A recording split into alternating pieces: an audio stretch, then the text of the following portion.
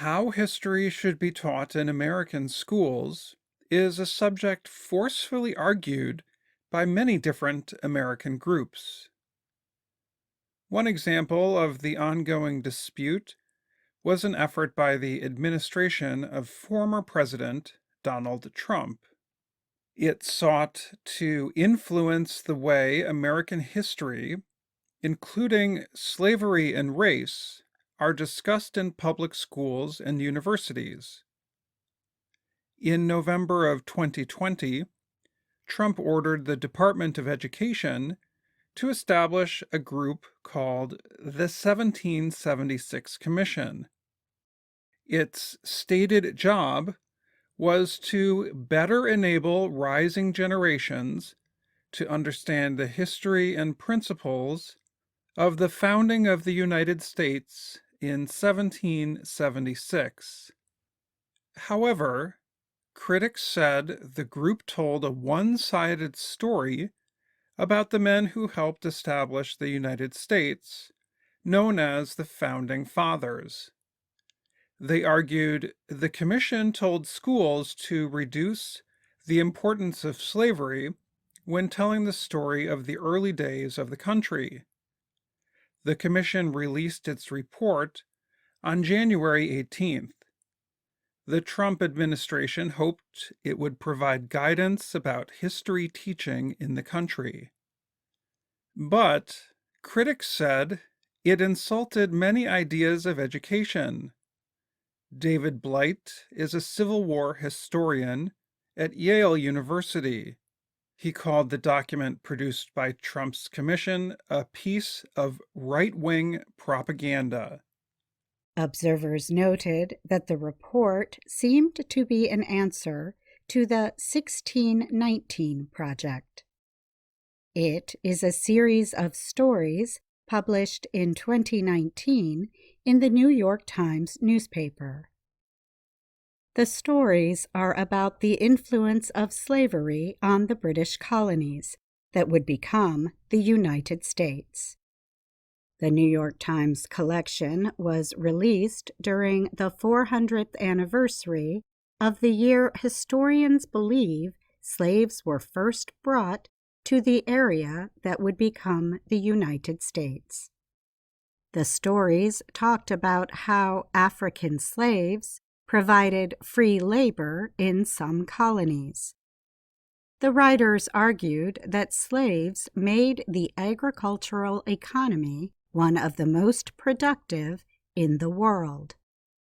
They said that slavery began hundreds of years of racism and poor conditions from which Black people have yet to fully recover. The 1619 Project won the Pulitzer Prize and resulted in a podcast. The New York Times said it looks at how slavery started nearly everything that has truly made America exceptional. President Joe Biden canceled the 1776 Commission with an executive order on the first day of his presidency, January 20th. However, state leaders who supported the commission still want to influence how public school teachers and public universities discuss the effects of slavery and racism. In the state of Georgia, a lawmaker asked the leader of the state's university system to investigate how teachers talk about white privilege. White privilege is a term used to describe the advantages that come just from being white in American society. The term appeared a lot in the summer of 2020 after protests over racial equity took place following the death of George Floyd. He was a Black man who died while being restrained by police in Minneapolis, Minnesota. Lawmakers in Georgia asked the state university system to survey its professors on the issue of white privilege. English professor Matthew Bodie teaches at the University of North Georgia. He saw the survey.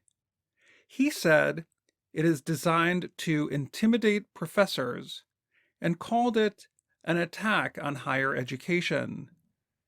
The debate is not only in Georgia. States including Arkansas and Iowa are dealing with the same issues.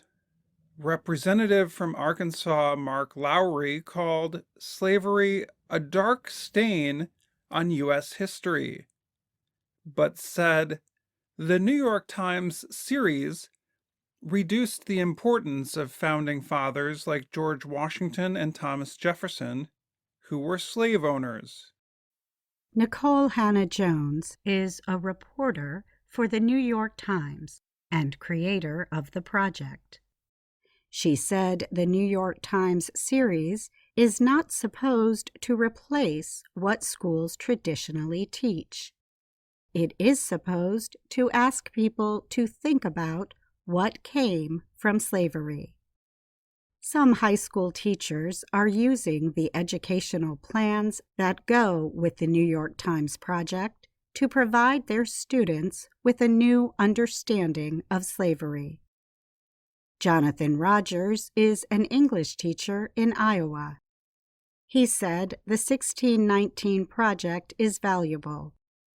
It helped his students think about different sources or alternative storytelling, he said. One proposal in Oklahoma calls for teachers to lose their jobs if they teach divisive issues.